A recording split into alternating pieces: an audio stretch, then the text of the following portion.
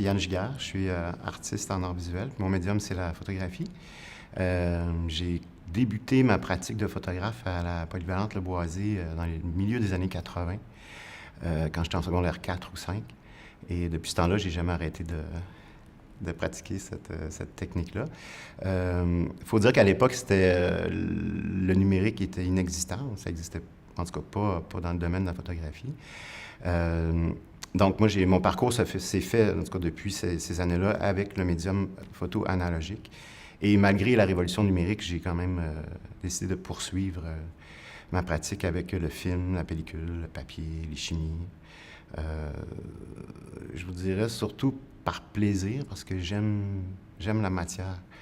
J'aime marcher dans mon laboratoire, j'aime bouger, j'aime la latence du film. Tu fais une photo, tu la vois pas tout de suite. Il y a un laps de temps, tu sais. Après ça, tu développes ton négatif.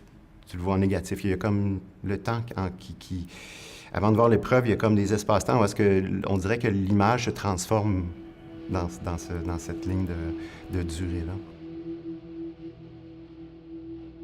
Pour les gens de ma génération, un des premiers contacts avec la photographie, c'est dans les albums qui traînaient en dessous de la télévision chez ma grand-mère ou chez nos parents, tu sais. Parce que le réflexe premier des gens à l'époque, bien encore maintenant d'ailleurs, c'est que tu photographies tes proches. Et moi, en regardant les albums, mettons, chez ma grand-mère, je me rendais compte que selon l'année, l'époque, les photos avaient une facture complètement différente. Fait que moi, en collectionnant ces appareils-là, ça m'a intéressé justement de travailler avec l'idée, avec ce fait-là qui est très, très matériel et physique, que selon l'époque de fabrication de l'appareil photo, il va donner une signature à l'image. Puis, dans mon travail, j'aime ça parce que ça brouille encore plus les pistes, dans le sens que moi, je pourrais être photographié maintenant avec un de mes appareils qui date de 1933. Et à cause que la lentille est un peu vieille, à cause que la pellicule est mal rentrée dedans, puis que tu peux moins ajuster les choses, la photo, elle va avoir une signature comme si je l'avais prise dans les années 30, alors que finalement, on va reconnaître qu'ici, c'est pas les années 30, là, si on voit le décor. Là. Fait que j'aime ça jouer avec cette chose-là. Puis en même temps, c'est ça. Il y a plein de couches d'époque, tu sais, si on parle même mettons, du médium Polaroid, bien ça a des signatures. Puis moi, ça m'intéresse beaucoup, le rapport à cette matière-là photographique que, à mon point de vue, on a un peu perdu avec le numérique, parce que le numérique, c'est un super médium, mais tout est un peu plus normalisé. Donc, puis on peut moins dater les choses à cause de la facture matérielle, finalement, à cause de l'absence de la matière, finalement.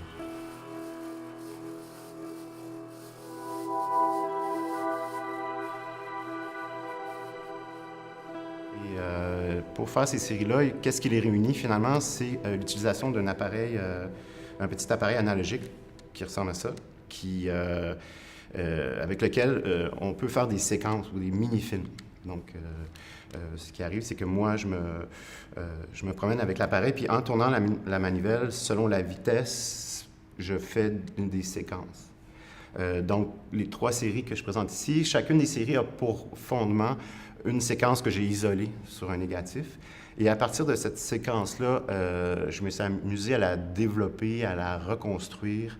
Et ce qui m'intéresse là-dedans, c'est beaucoup l'idée de en quelque part de la temporalité, parce qu'en principe, dans une séquence au cinéma, tout ça, c'est vraiment le déroulement temporel qui lie les images ensemble, qui fait qu'on sent le mouvement ou le déroulement. Et dans certains cas ici, parce que selon les séries, j'ai traité la chose d'une façon différente. Il y en a une où est-ce que la séquence est gardée intacte. Donc, du début à la fin, les images se succèdent comme ils se présentaient sur mon négatif. Dans les 2 autres séries, je me suis amusé à justement déconstruire la séquence en termes de temporalité.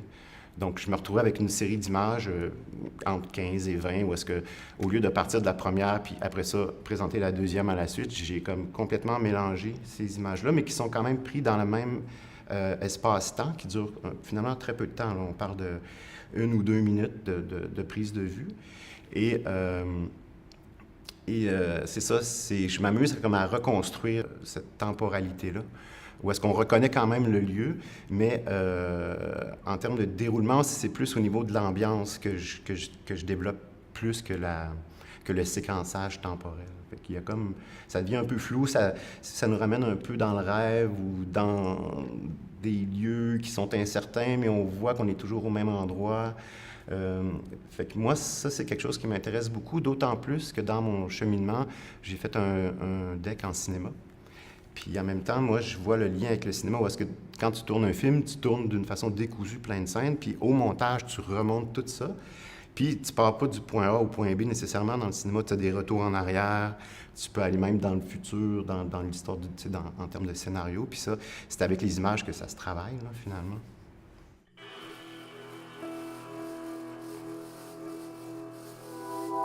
Parce qu'ici, on est comme 4 personnes. On est au même instant, dans la même pièce, mais selon où on est positionné, selon notre point de vue, on n'est pas nécessairement en train de regarder les mêmes choses, mais pourtant, ça se passe en même temps. Fait que c'est ça qui m'intéresse, d'essayer de faire se superposer dans mon travail ces couches de réalité-là.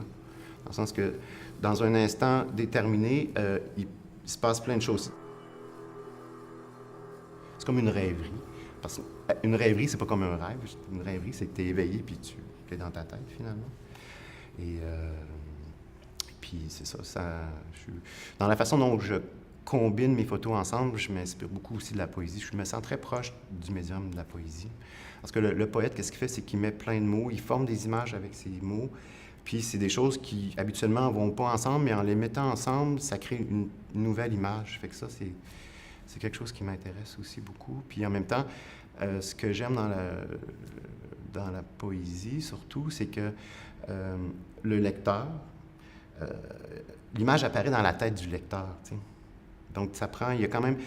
Le poète ouvre des portes pour que justement le lecteur ou le spectateur rentre dans une pièce puis qu'il découvre par lui-même une nouvelle image ou qu'il crée lui-même la nouvelle image selon son expérience de vie, sa sensibilité. Ça reste quand même... très, un grand degré d'ouverture. J'ai posé la question, je me dis, si jamais ça disparaît complètement, Yann, tu vas-tu continuer à faire de la photo? Puis j'étais là, pas sûr. Mais j'étais là, pas sûr. Parce que être assis en arrière d'un ordinateur, je trouve ça ennuyant. T'sais. Fait que peut-être que je serais devenu poète.